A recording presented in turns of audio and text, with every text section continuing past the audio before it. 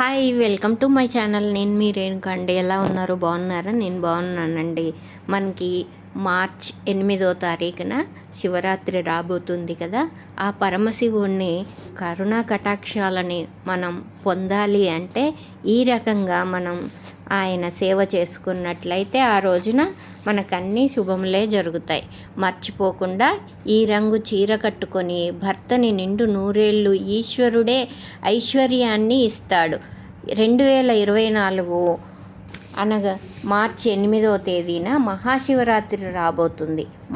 మహాశివరాత్రి ఆధ్యాత్మిక విశిష్టతల మహాపర్వదినం. మహాశివరాత్రి పండుగను శివరాత్రి అని కూడా ముఖ్యంగా పిలుస్తారు. మహాదేవుడు శివుని ఈరోజు భక్తి శ్రద్ధలతో కొలుస్తారు. కొంతమంది ఈ రోజున శివరాత్రిని శివరాత్రి, శైవరాత్రి అని కూడా అంటారు. మరికొందరు శివుడి యొక్క మహాశివరాత్రి కూడా అంటారు. ఈ శివరాత్రిని మాఘమాసంలో జరుపుకుంటారు. ఇది శివభక్తులకు అత్యంత పర్వదినం. శివుడు లింగ రూపంలో ఉద్భవించి శివపార్వతుల కళ్యాణం జరుగుతుందని చెప్తూ ఉంటారు. ఒకసారి శివరాత్రి గురించి పరమశివుణ్ణి పార్వతీదేవి అడిగిందట. ఆ సందర్భంలో శివరాత్రి ఉత్సవం తనకు ఎంతో ఇష్టమని, ఏమీ చేయకుండా ఆ రోజు ఉపవాసం ఉన్నా సరే తన్మయత్వంలో సంతోషిస్తానని తెలియజేశారట స్వామి. నిష్ఠతో ఉపవాసం ఉండి రాత్రి 4 జాముల అభిషేకం చేయాలి. పంచామృతాలతో తొలుత అభిషేకం చేయాలి. పాలతో, తరువాత పెరుగుతో, నెయ్యి, తేనె అభిషేకం చేస్తే శివుడికి ప్రీతి కలుగుతుందట. మర్నాడు బ్రాహ్మణులకు భోజనం వడ్డించిన తర్వాత భుజించి శివరాత్రి వ్రతం పూర్తి చేయాలి. దీనిని మించిన వ్రతం మరొకటి లేదని స్వయంగా పరమశివుడే తెలియజేశారు. అయితే ఈ మహాశివరాత్రి రోజు స్త్రీలు ఈ రంగు చీరను కట్టుకుంటే చాలు, భర్తకు నిండు నూరేళ్ళు ఆయుర్దాయం కలుగుతుంది, దీర్ఘ సుమంగళి యోగం సిద్ధిస్తుంది అని, పరమేశ్వరుని అనుగ్రహం సిద్ధిస్తుంది, ఈశ్వరుడు ఐశ్వర్యాన్ని ఇస్తాడు, మీరు పట్టిందల్లా బంగారం అవుతున్నట్లుగా ఉంటుంది, కుబేరులుగా మారిపోతారు, రాజయోగం పడుతుంది అని పండితులు చెబుతున్నారు. ఆడవారు ఏ రంగు చీర కట్టుకుంటే పార్వతీ పరమేశ్వరుల అనుగ్రహం కలుగుతుంది అని విషయాన్ని ఈరోజు ఈ వీడియోలో వివరంగా తెలుసుకుందాం. అంతకన్నా ముందు తెలియక శివరాత్రి చేస్తే ఎలాంటి ఫలితం వస్తుందో తెలిపే ఒక కథను విందాం. పూర్వం శబరి నది తీరమందున్న అరణ్యంలో కూలీనుడు అనే ఒక బోయవాడు తన భార్య బిడ్డలతో నివసించేవాడు. అతను వేట తప్ప మరొకటి తెలియదు. కడు మూర్ఖుడు. వేటకు పోవుట తప్ప జంతువులను చంపి వాటిని కాల్చి తాను తిని తన భార్య బిడ్డలకు తినిపించేవాడు. అది తప్ప వేరొకటి తెలియదు. అతడు జంతువులను వేటాడడంలో నేర్పరిగలవాడు. క్రూర మృగాలు సైతం ఆ బోయవాన్ని చూచి భయపడి పారిపోయేవి. అందుచేత అతడు అడవిలో నిర్భయంగా తిరిగేవాడు. ప్రతిదినము వలె ఒకనాడు వేటకు వెళ్ళగా జంతువులు ఏవీ కనబడలేదు. వట్టి చేతులతో ఇంటికి వెళ్ళుటకు మనసు ఒప్పక చీకటి పడిన తరువాత వేటాడి వెళ్దామని అక్కడ మారేడు చెట్టు మీద ఎక్కి జంతువుల కోసం ఎదురు చూశాడు. తెల్లవారుజాము కావస్తోంది. చలి అధికం కావడంతో మంచు ఎక్కువగా కురేయడంతో చెట్టు కొమ్మలను దగ్గరకు లాగుకొని వాటితో తన శరీరాన్ని కప్పుకోసాగాడు. ఆ కొమ్మల నుండి ఒక్కొక్క ఆకు కింద రాలిపడి చెట్టు క్రింద ఉన్న శివలింగం మీద పడినవి. ఆ రోజు మహాశివరాత్రి కావడం వలన బోయవాడు పగలంతా తిండి లేక రాత్రంతా జాగరణతో ఉన్నాడు. తనకు తెలియకపోయినా మారేడు దళములతో శివలింగంపై పడినవి. ఇంకేమున్నది, శివరాత్రి మహిమ బోయవాడికి సంప్రాప్తించెను. మాఘమాసంలో కృష్ణపక్షంలో చతుర్దశి రాత్రి. ఆ రాత్రి అంతయు తిండి లేక ఉపవాసముండుట ఇవన్నీ బోయవానికి మేలు చేసినవి. మరణములకు హెచ్చు తగ్గులు గాని శిశు వృద్ధ భేదములు గాని లేవు. పూర్వజన్మలో చేసుకున్న ఆ పాపపుణ్యములను బట్టి మనుజుడు తన జీవితమును గడపవలసినదే. మరికొన్ని సంవత్సరములకు ఆ బోయవానికి వృద్ధాప్యము కలిగి మరణమాసన్నమైనది. ప్రాణములు విడిచెను. వెంటనే యమభటులు వచ్చి తన ప్రాణమును తీసుకొని పోవుచుండగా కైలాసము నుండి దేవదూతలు వచ్చి యమభటుల చేతిలో నుండి వేటగాడి జీవాత్మను తీసుకొని శివుని దగ్గరకు పోయిరి.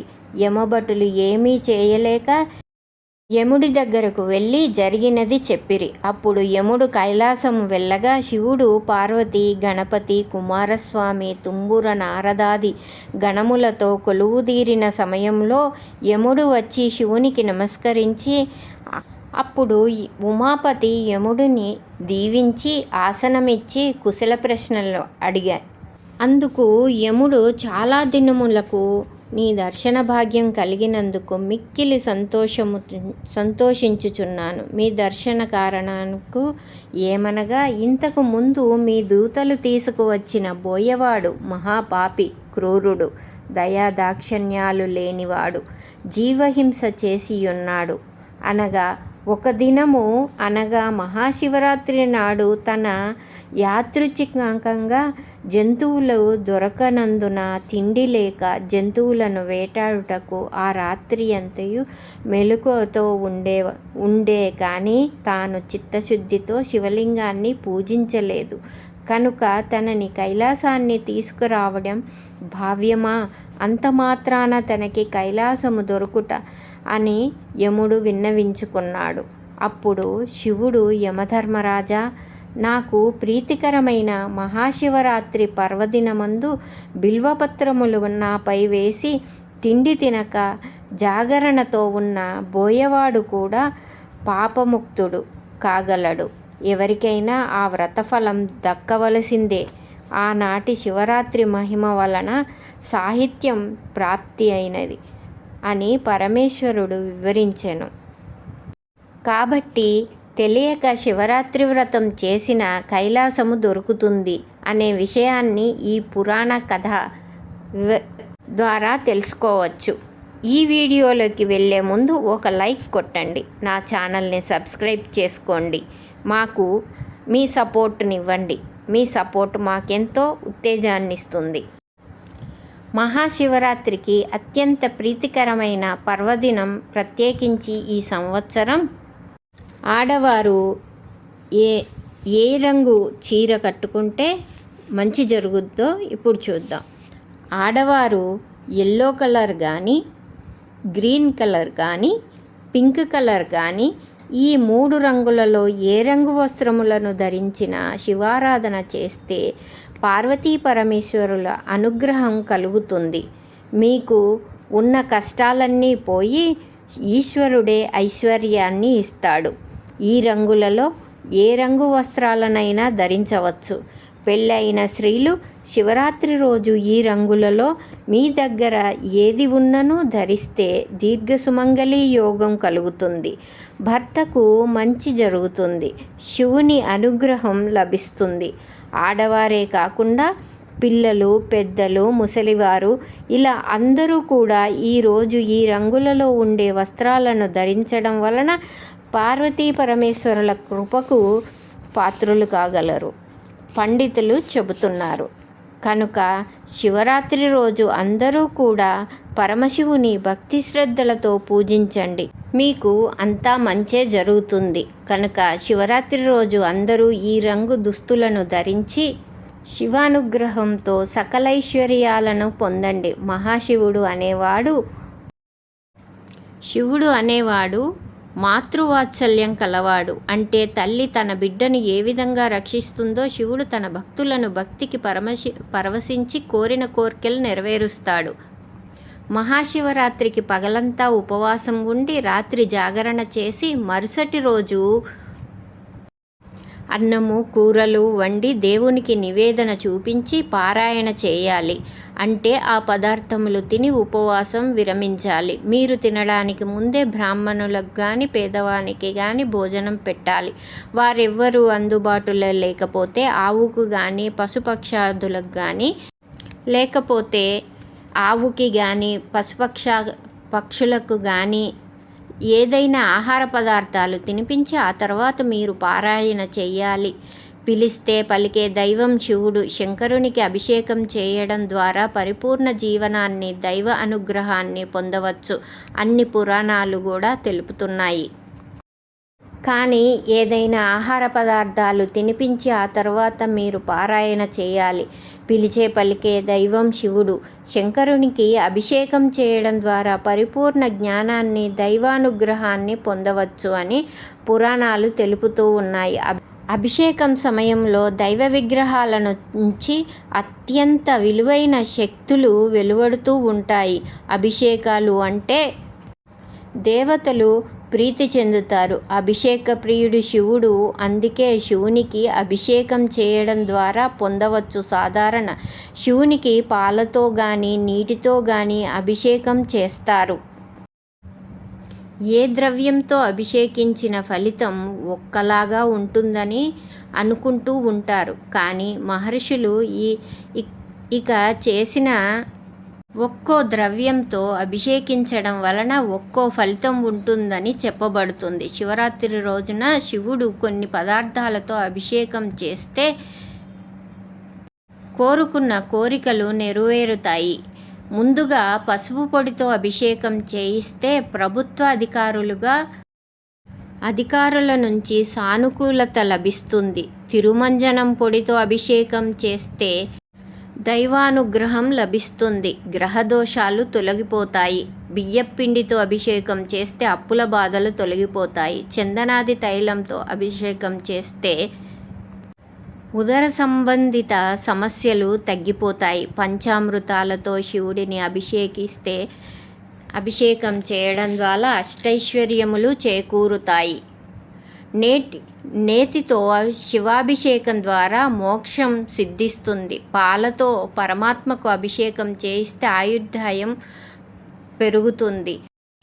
పెరుగుతో శివాభిషేకం ద్వారా సంతాన ప్రాప్తి చేకూరుతుంది. బత్తాయి పండ్ల రసంతో శివాభిషేకం చేస్తే ఆరోగ్యం సిద్ధిస్తుంది. శివాభిషేకం చేస్తే ఆరోగ్యం సిద్ధిస్తుంది. అనారోగ్యాలు మాయమైపోతాయి. నిమ్మరసంతో శివునికి అభిషేకం చేస్తే శత్రుభయం ఉండదు. కొబ్బరి నీటితో అభిషేకం చేస్తే ఉన్నత పదవులు, హోదా, గౌరవం, కీర్తి చేకూరుతుంది. ఉసిరికాయ పొడితో శివాభిషేకం చేస్తే రోగాలు మటుమాయమవుతాయి. పన్నీరుతో శివునికి అభిషేకం చేస్తే కీర్తి చేకూరుతుంది. ఉసిరికాయ పొడితో శివాభిషేకం చేస్తే రోగాలు దరిచేరవు, మటుమాయమవుతాయి. పన్నీరుతో శివాభిషేకం చేస్తే ధనప్రాప్తి కలుగుతుంది. చందనంతో శివాభిషేకం చేయడం ద్వారా కీర్తి ప్రతిష్ఠ ఇముడుతాయి. గరిక నీటితో శివాభిషేకం చేస్తే నష్టమైన ద్రవ్యము తిరిగి పొందగలుగుతారు. పెరుగుతో అభిషేకం చేస్తే బలము, యశస్సు పెరుగును. స్వాభిషేకం మహాపాపాలు నశించును. అలాగే అన్నాభిషేకం ద్వారా ఇతిబాధలు ఉండవు. సకల సంతోషాలు సిద్ధిస్తాయి. తేనెతో అద్భుతమైన క్రాంతం సొంతం అవుతుందని పెద్దలు చెబుతూ ఉన్నారు. బిల్వపత్రాలు, జిల్లేడు పువ్వులు, గోగు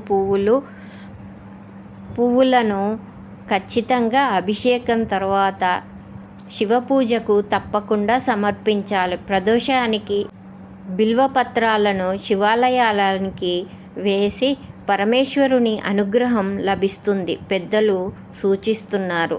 శివరాత్రి వరకైనా శివునికి ఈ నైవేద్యం ఇప్పుడు మరి ఆ నైవేద్యం ఏమిటో ఇప్పుడు మనం వీడియోలో తెలుసుకుందాం. శివుడికి ఎప్పుడూ తమో గుణం కలిగిన పదార్థాలను నైవేద్యంగా పెట్టకూడదు. అలాగే ఉచ్చిష్టతమైనటువంటి పదార్థాలన్నీ కూడా ఎప్పుడూ శివునికి నివేదన చేయకూడదు. ఉచ్చిష్టం అంటే ఆ పదార్థాన్ని ఇంతకు ముందు ఎవరైనా తిని విడిచిపెట్టితే దానిని ఉచ్ఛిష్టం అంటారు. ఉదాహరణకు ఆయన స్వీట్ షాప్లో అమ్ముతున్నారనుకోండి. బయట స్వీట్ షాపులో వారు స్వీట్స్ అంటే కోవా అమ్ముతున్నారనుకోండి.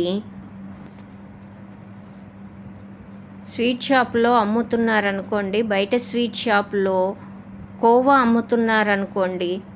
అమ్ముతున్నాడు. మీరు అలా ఒకరు తీసుకున్న తర్వాత మిగిలిన కోవాలంటే ఈశ్వరుడి నైవేద్యం పెట్టకూడదు. అలా చేస్తే ఉచ్ఛిష్టం ఇచ్చినట్టనమాట. నైవేద్యం పెట్టారని అర్థం. అలా చేస్తే ఉచ్ఛిష్టం నైవేద్యం కిందకి పెట్టారని గుర్తు. అలాగే ఇంట్లో నైవేద్యం వండిన మొదట మీరు తినేసిన తర్వాత మిగిలిన పదార్థాలను పెట్టారనుకోండి, మీరు ఉత్తిష్టం ఇచ్చారని గుర్తు.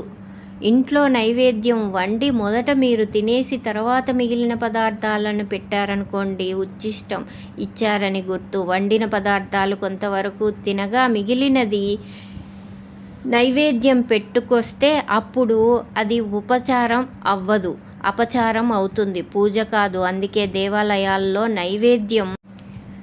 నైవేద్యం మీద బట్ట కప్పి తీసుకువచ్చే స్వామికి నైవేద్యంగా పెట్టి భక్తులకు పంచి పెడతారు. ఇదే అసలైన నైవేద్యం పెట్టే పద్ధతి. శివుడికి ఎంత పెట్టామన్నది లెక్కకు రాదు. ఎంత భక్తితో పెట్టామన్నదే భక్తిలోకి వస్తుంది. పండు, డ్రై ఫ్రూట్స్ ఏవైనా నైవేద్యం పెట్టవచ్చు, పూజించుకోవచ్చు. ఈ నైవేద్యం అంటే ఏ నైవేద్యం ముక్క పెట్టాలి? బెల్లం ముక్క కలిపి నైవేద్యం పెట్టాలి. అందుకే ఈశ్వరుడికి నివేదన చేసిన పదార్థాలన్నిటికీ కూడా బెల్లంతో పండు కలిపి నైవేద్యం పెడతారు. పరమాన్నం వండి బెల్లంతోటే నివేదన చేయాలి. అంటే పరమాన్నంతోటి బెల్లం ముక్క కూడా నివేదన చేయవచ్చు. శివుడు నోటితో ఆరగించడు, కంటి చూపుతో ఆరగిస్తాడు. ఏ నైవేద్యాన్ని పెట్టినా వాటితో పాటు బెల్లం ముక్క, పరమాన్నం కూడా నివేదించాలి. మహాశివరాత్రి రోజు ఇప్పుడు మనం చెప్పుకున్న ఈ నైవేద్యాన్ని శివుడికి సమర్పించండి. మీరు ఏమీ చేయలేరు అనుకున్న చిన్న బెల్లం ముక్క అయినా పెట్టి సమర్పించండి. శివుని ఫోటో ముందు పెట్టి నమస్కారం చేసుకోండి. శివరాత్రి వరకైనా సరే ఇలా సర్వాభిష్టాలు నెరవేరుతాయి. శివరాత్రి రోజు ఇలా చేసి దేవుడి కృపకు పాత్రులమవుదాం. సర్వే జనా సుఖినో భవంతు, సన్మంగళాన్ భవంతు.